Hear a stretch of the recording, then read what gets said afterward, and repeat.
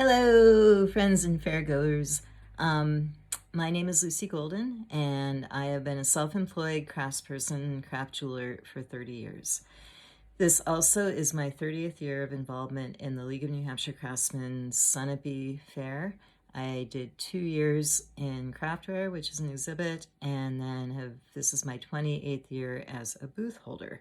And I do consider myself as a booth holder in this year where there is no fair and there no actual fair on actual fair grounds, but we've actually dispersed the fair so that it's kind of all over the place and it can reach much further, and you can attend it from the comfort of your own home. And I can present it from the comfort of my own studio.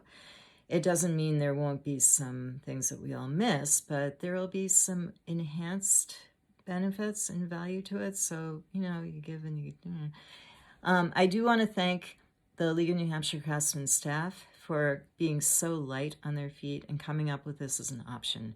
The Sunapee Fair is the oldest running craft fair in the country, and because League staff was able to pull together a virtual fair, and a really great one, with very little notice due to really unfortunate circumstance, it will continue to be the longest running fair. So you guys go.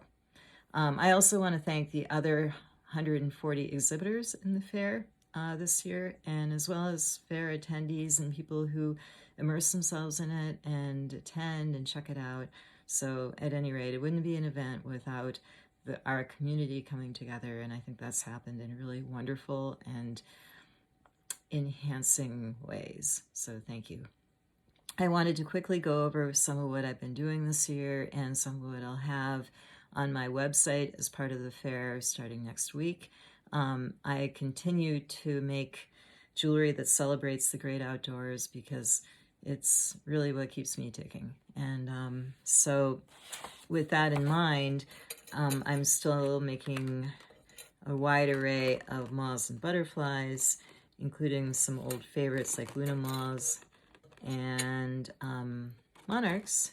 But in addition to that, I'm making pieces that are inspired by a class I've taken with Brian Pfeiffer, an online virtual butterfly class, which has been fabulous. And so I'm also adding to the repertoire. These are orange sulfur butterflies, which are native to New England, as well as mourning cloaks, which are pretty prevalent and are kind of interesting because they actually hibernate. So if you see one on an April day, it's an adult that emerged the previous year. Kind of cool. Birds, in addition to favorites such as cardinals and blue jays and barred owls. Oops, that one jumped ship. Here's a barred owl. I'm doing brown creepers, which are kind of cool because they actually creep up a tree, as well as pileated woodpeckers, which also creep up as well as down, and then quail, which are a really cool bird and fun to make. So those are all new to me.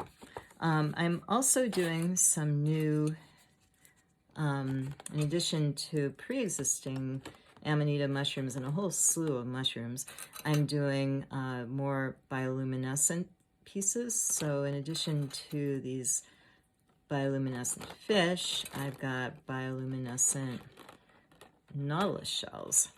And you wouldn't know that they're bioluminescent in the daylight that we have right now, but man, you turn the lights off and those things will glow. So all kinds of fun stuff. I'm also continuing to do blue wave jewelry because we are still in an era where this is important, and I've added to my list of who in the public eye owns it and wears it. So that's been kind of fun and gratifying.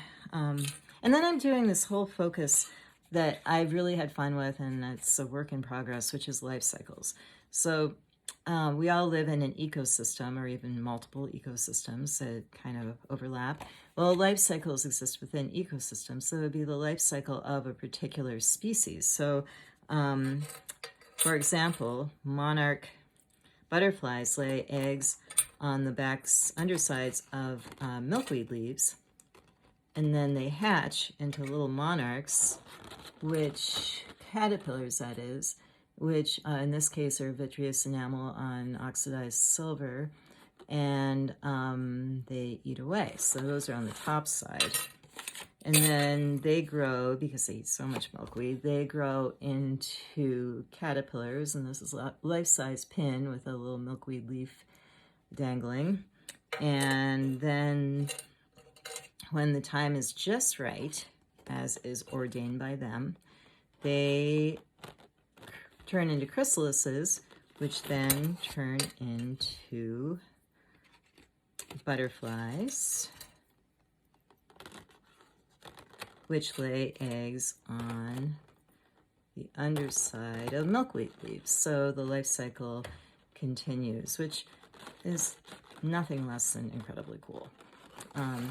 In the same way, milkweed would have a life cycle. So one form of life cycle for milkweed would be the milkweed seeds.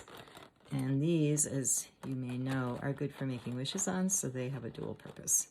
Kind of cool. So far as processes go, I'm continuing to do alternative color on metal, which is a technique I came up with for over the last 30 years. And it's a combination of glass paint, acrylic paint, enamel paint, markers, brushes, etc. with epoxy resin, jewelry grade mixed in as a clear coat. So I continue to do that, but I'm also doing more vitreous enamels, which are a really fun and ancient technique, kiln-fired enamels. And then I'm also doing some carving. So carving is like this little frog, which is part of a life cycle, is carved out of scrap silver. So that's been a really fun addition to my repertoire. And then one more thing I'm doing is the Lighter Than Air series. So the Lighter Than Air series is a technique I developed using resins, and they're very light, colorful, or not colorful, but sparkly. And I've got triangles and spirals and squares, which I call square corners are but a myth, because that's certainly true in my life. And then I've also got diamonds are a girl's best friend, which I don't consider to be true, but interesting that catchy slogan, advertising slogan, that we can all come up with that one.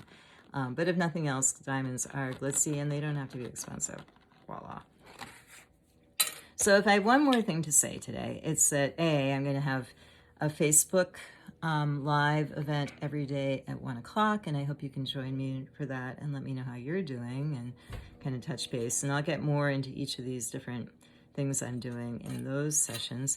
But I also want to say that during this time, I think it's really important. My mantra is to live free and to thrive. And I hope that you're all able to do that in your lives, and I look forward to seeing you. Thanks.